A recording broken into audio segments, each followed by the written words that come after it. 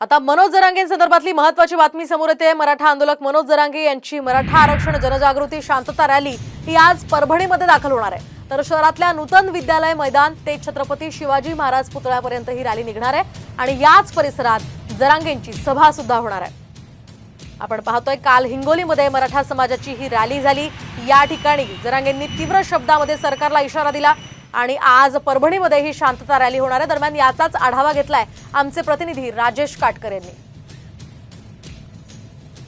मराठा समाजाला ओबीसीतून आरक्षण आणि सगळे सोयऱ्याचा जिरा पारित करण्यासाठी आरक्षणाचे नेते मराठा आरक्षणाचे नेते मनोज जरांगे पाटील हे मराठवाड्याचा पूर्ण दौरा करत आहेत। त्या अनुषंगाने आज परभणी शहरामध्ये त्यांची जनजागृती रॅली ही दाखल होणार आहे। मनोज जरांगे पाटील हे 10 वाजेपर्यंत परभणी शहरामध्ये येणार असून रॅली होणार असून ही रॅली गांधी पार्क शिवाजी चौक आणि मुख्य बाजारपेठेतून येत छत्रपती शिवाजी महाराज पुतळ्यापाशी विसर्जित होणार आहे।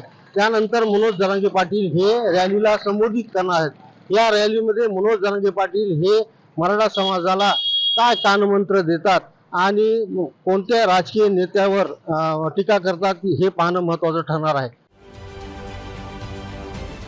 महाराष्ट्रातील सर्व बातम्यांचे विश्वासार्ह व्यासपीठ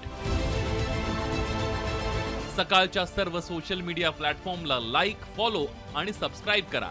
तसंच सर्व नोटिफिकेशनसाठी बेल आयकॉन प्रेस करायला विसरू नका।